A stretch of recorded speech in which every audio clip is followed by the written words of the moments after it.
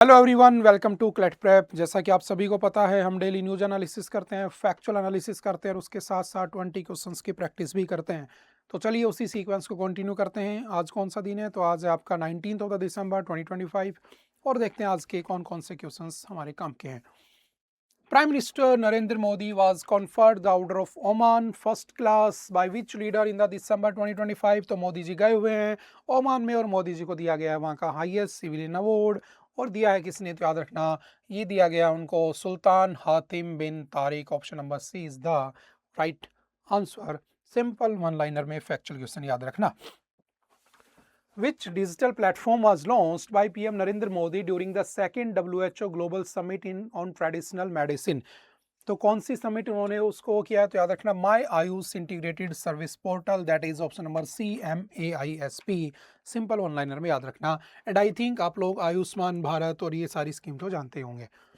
The Shanti bill, we have already discussed it yesterday, है ना? किसके ऊपर था? On the nuclear. ठीक है, न्यूक्लियर सेक्टर में प्राइवेट लोगों की एंट्री के ऊपर था।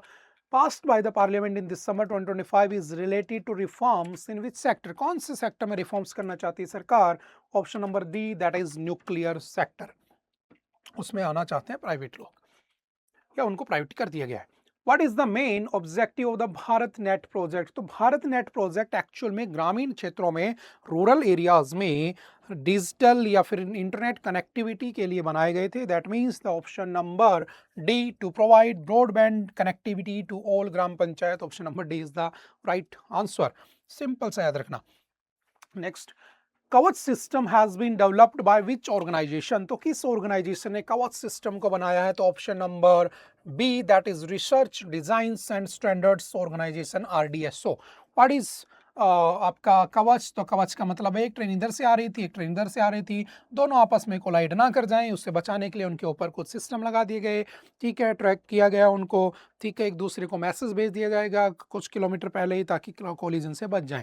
क्योंकि लास्ट ईयर आपने देखा होगा कितनी सारी ट्रेन को आपस में कोलाइड कर जा रही थी। ठीक है, जैसे बालासोर ट्रेन इंसिडेंट सबसे पहला हुआ, उसके बाद तो बहुत सारे हुए।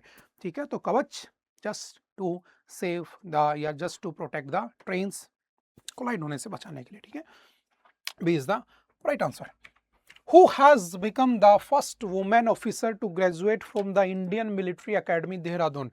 तो देहरादून बना था ऑलमोस्ट IMA 1932 में। तो ऑलमोस्ट 92-93 ईयर की लेगेसी के अंदर पहली बार ऐसा हुआ है कि वहां से कोई लड़की पास आउट हुई है। एंड उसका नाम है, याद रखना वन लाइनर में, option number B, that is Sai Jadhav.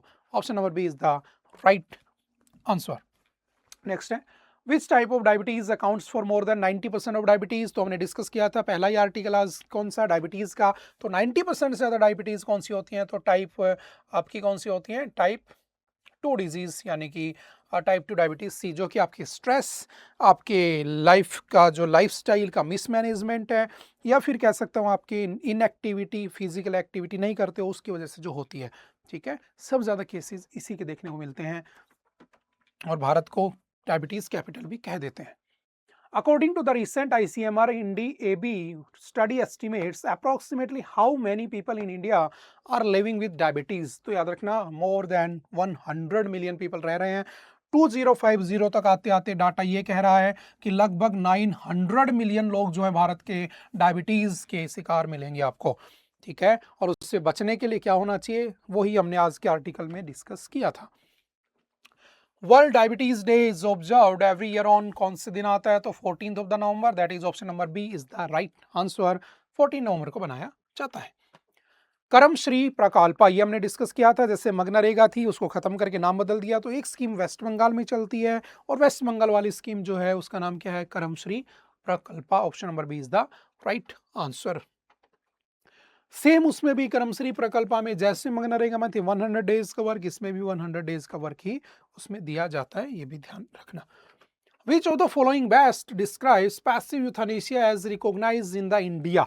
तो क्या होता है पैसिव यूथानेशिया? कि उसके लाइफ सपोर्ट को विड्रॉ कर लेना और उसको धीरे धीरे मरने के लिए छोड़ देना। दैट इज विड्रॉल और withholding of life sustaining treatment that was allowed first time by the supreme court in the case of कौन सा? तो आपका अरुणा शानबाग वाले केस में, जो हमने अभी थोड़ी देर पहले ऑलरेडी डिस्कस किया था। Next, the Aruna Shanbaug case is significant in Indian legal history because of क्यों? क्योंकि it permitted passive euthanasia under strict guidelines. आप किसी को जो पेन से सफ़र कर रहा है बेचारा है ना, उसको मारना चाहते हो, उसके सफरिंग्स को रिलीव करना चाहते हो, then you must use passive euthanasia. ठीक है, अरुणा शानबाग वाला केस।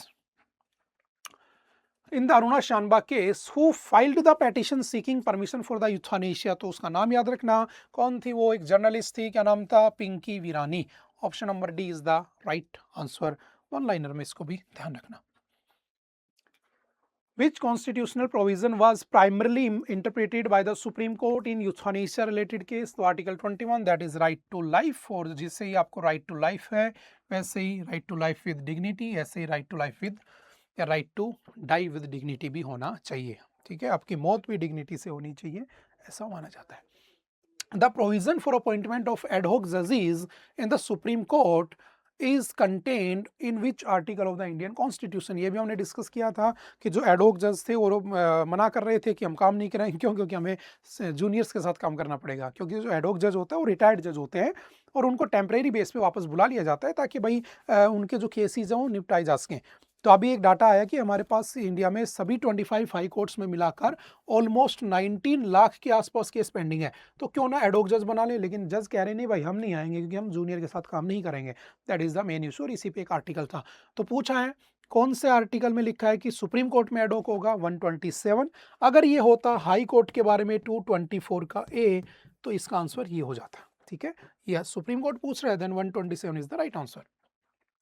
एन एडहॉक जज of the supreme court is appointed by, कौन करता है सुप्रीम कोर्ट के एडहॉक जज को? तो सिंपल याद रखना, president of India after the consultation with the chief justice of India, फिर उसको बना दिया जाता है एडहॉक जज ऑफ सुप्रीम कोर्ट। आर्टिकल 127।